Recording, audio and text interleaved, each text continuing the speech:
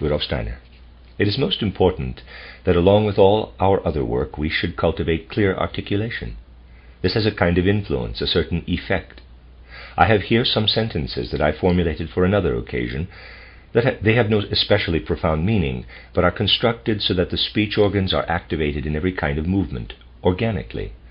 I would like you to pass these sentences around and repeat them in turn, without embarrassment, so that by constant practice they may make our speech organs flexible. We can have these organs do gymnastics, so to speak. Mrs. Steiner will say the sentences first, as it should be done artistically, and I will ask each one of you to repeat them after her. These sentences are not composed according to sense and meaning, but in order to do gymnastics, in quotes, with the speech organs. Footnote. Elsewhere, Steiner stated, quote, "In giving artistic shape and form to speech, healthy cooperation and harmonization of body, soul, and spirit manifests. The body shows whether it can incorporate the spirit correctly. The soul reveals whether the spirit truly lives in it, and the spirit is vividly present, working directly into the physical," unquote, from Creative Speech, Rudolf Steiner Press, London, 1978, page 33. The original German speech exercises may be found in the appendix. End footnote. Dart may these boats through darkening gloaming, name neat Norman on nimble moody mules. The N is constantly repeated, but in different combinations of letters, and so the speech organ can do the right gymnastic exercises. At one point, two N's come together. You must stop longer over the first N in on nimble. Rattle me more and more rattles now rightly. In this way you can activate the speech organs with the right gymnastics. I would recommend that you take particular care to find your way into the very forms of the sounds and the forms of the syllables. See that you really grow into these forms so that you consciously speak each sound, that you lift each sound into consciousness. It is a common weakness in speech that people just glide over the sounds, whereas speech is there to be understood. It would even be better to first bring an element of caricature into your speech by emphasizing syllables that should not be emphasized at all. Actors, for example, practice saying friendly instead of friendly. You must pronounce each letter consciously. It would even be good for you to do something like Demosthenes did, though perhaps not regularly.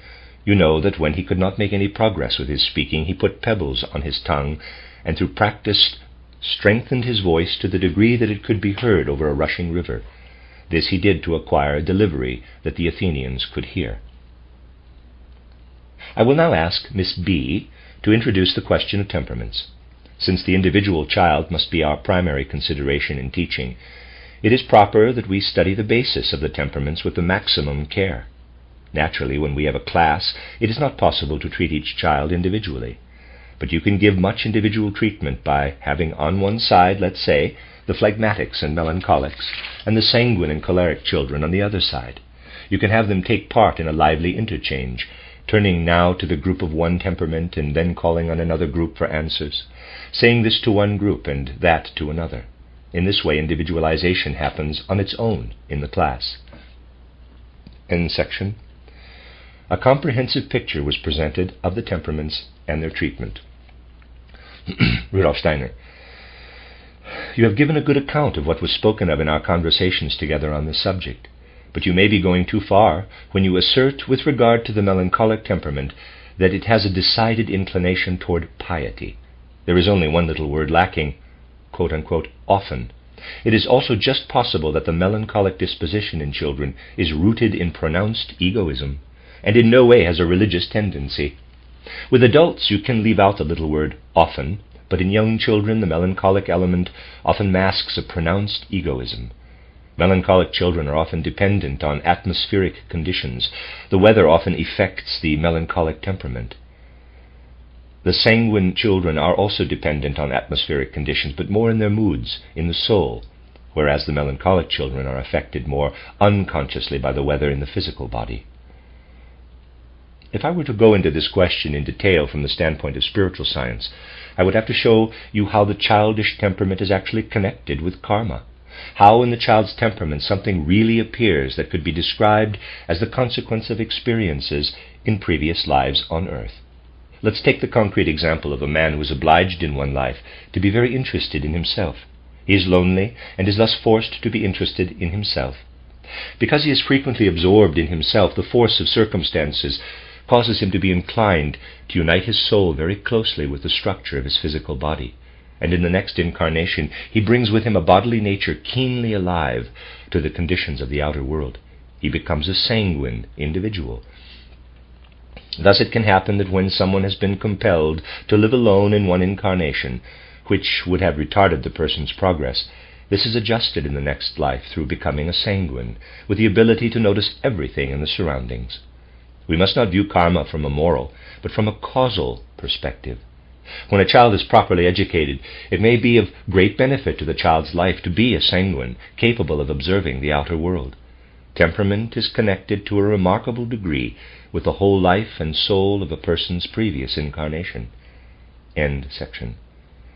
Dr. Steiner was asked to explain the changes of temperament that can occur during life, from youth to maturity.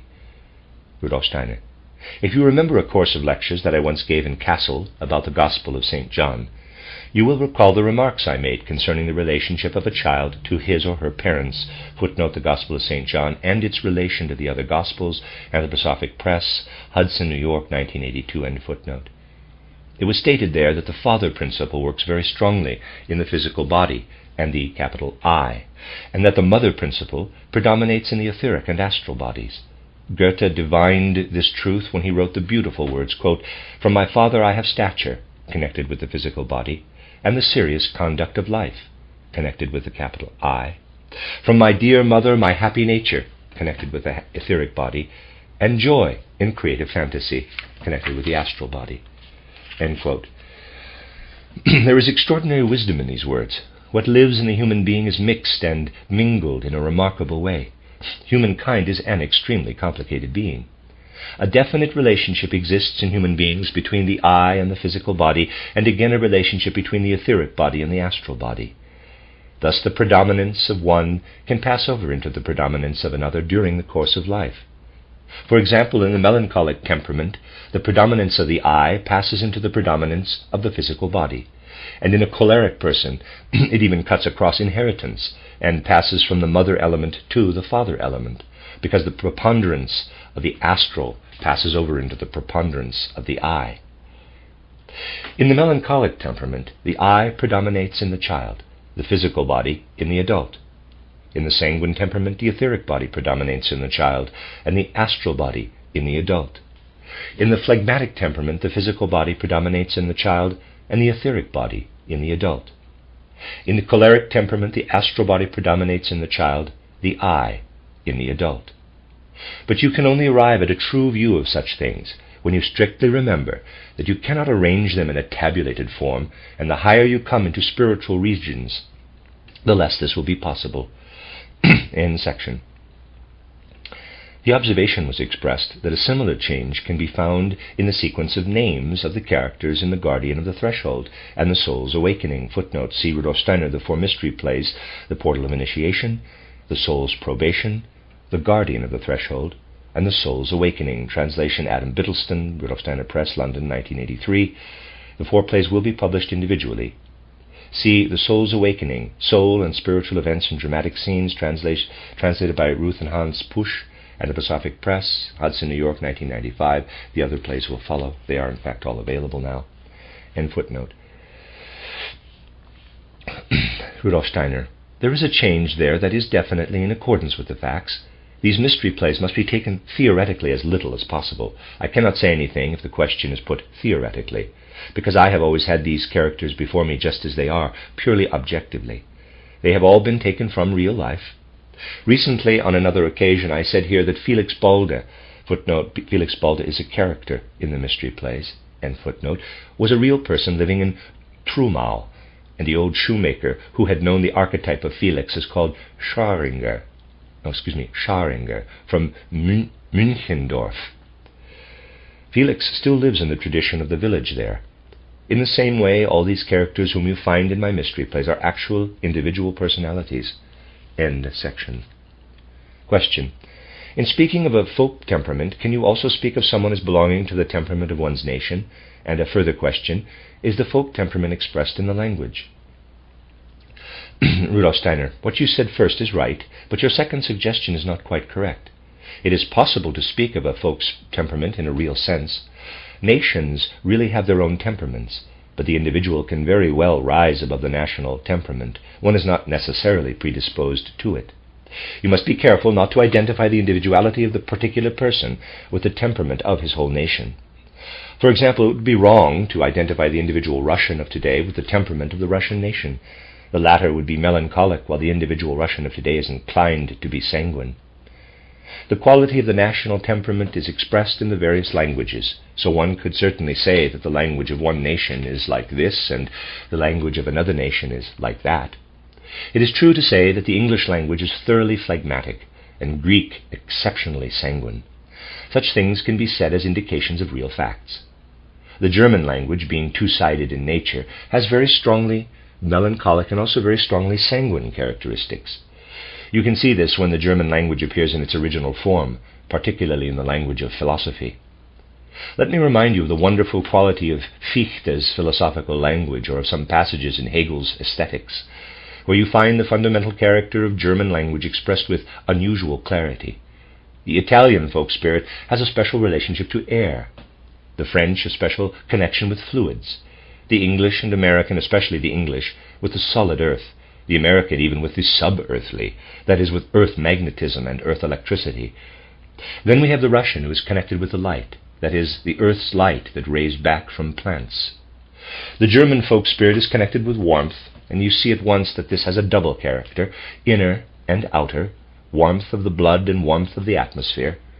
Here again you find a polaric character, even in the distribution of these elementary conditions. You see this polarity at once, this cleavage in the German nature, which can be found there in everything. End section. Question. Should the children know anything about this classification according to temperament? Rudolf Steiner. This is something that must be kept from the children. Much depends on whether the teacher has the right and tactful feeling about what should be kept hidden. The purpose of all these things we have spoken of here is to give the teacher authority. The teacher who doesn't use discretion in what to say cannot be successful. Students should not be seated according to their attainments, and you will find it advantageous to refuse requests from children to sit together. End section. Question. Is there a connection between the temperaments and the choice of foreign languages for the different temperaments of the children? Rudolf Steiner. Theoretically that would be correct, but it would not be advisable to consider it given current conditions. It will never be possible to be guided only by what is right according to the child's disposition. We have to remember also that children must make their way in the world, and we have to give them what they need to do that. If in the near future, for example, it appeared as if a great many German children had no aptitude for learning English, it would not be good to give in to this weakness. Just those who show a weakness of this kind may be the first to need to know English. End section.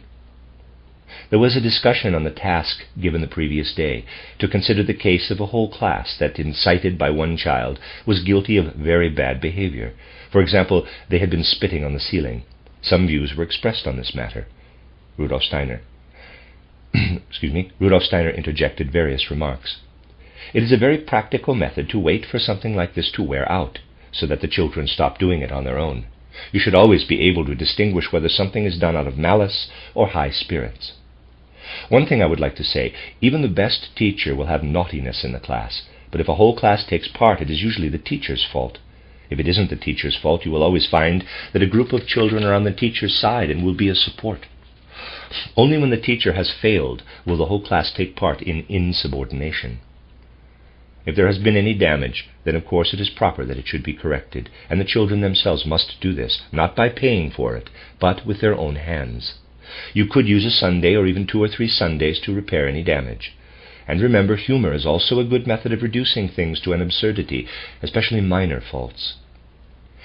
I gave you this problem to think on to help you see how to tackle something that occurs when one child incites the others. To demonstrate where the crux of the matter lies, I will tell you a story of something that actually occurred.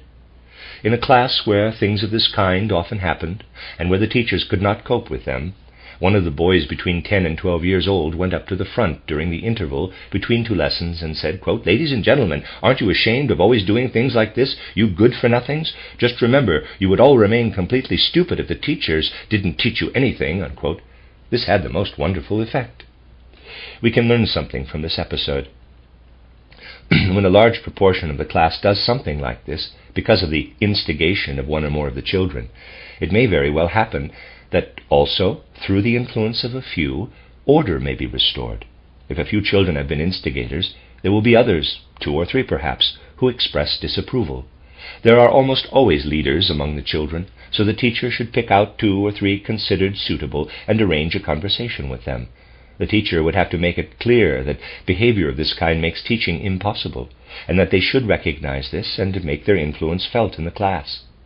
These children will then have just as much influence as the instigators, and they can make things clear to their classmates. In any situation like this, you must consider how the children affect one another. The most important thing here is that you should evoke feelings that will lead them away from naughtiness. A harsh punishment on the part of the teacher would only cause fear, and so on. It would never inspire the children to do better. The teacher must remain as calm as possible and adopt an objective attitude. That does not mean lessening the teacher's own authority. The teacher could certainly be the one to say, quote, "Without your teachers you would learn nothing and remain stupid," unquote. But the teacher should allow the correction be carried out by the other children, leaving it to them to make their schoolmates feel ashamed. We thus appeal to feelings rather than to judgment. But when the whole class is repeatedly against the teacher, then the fault must be looked for in the teacher. Most naughtiness arises because the children are bored and lack a relationship with their teacher. When a fault is not too serious, it can certainly be very good for the teacher to do just what the pupils are doing, to say, for example, when the pupils are grumbling, quote, "Well, I can certainly grumble too," unquote. In this way the matter is treated homeopathically, as it were. Homeopathic treatment is excellent for moral education.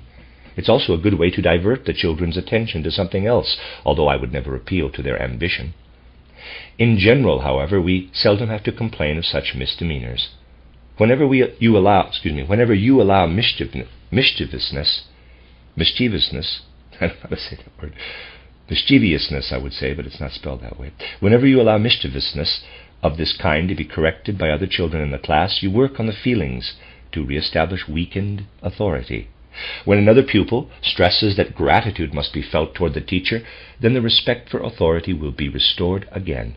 It is important to choose the right children. You must know your class and pick those suited to the task. If I taught a class, I could venture to do this. I would try to find the ringleader, whom I would compel to denounce as much as possible such conduct, to say as many bad things about it as possible, and I would ignore the fact that it was this student who had done it. I would then bring the matter quickly to a close, so that a sense of uncertainty would be felt in the minds of the children, and you will come to see that much can be gained from this element of uncertainty. And to make one of the rascals involved describe the incident correctly and objectively will not in any way lead to hypocrisy.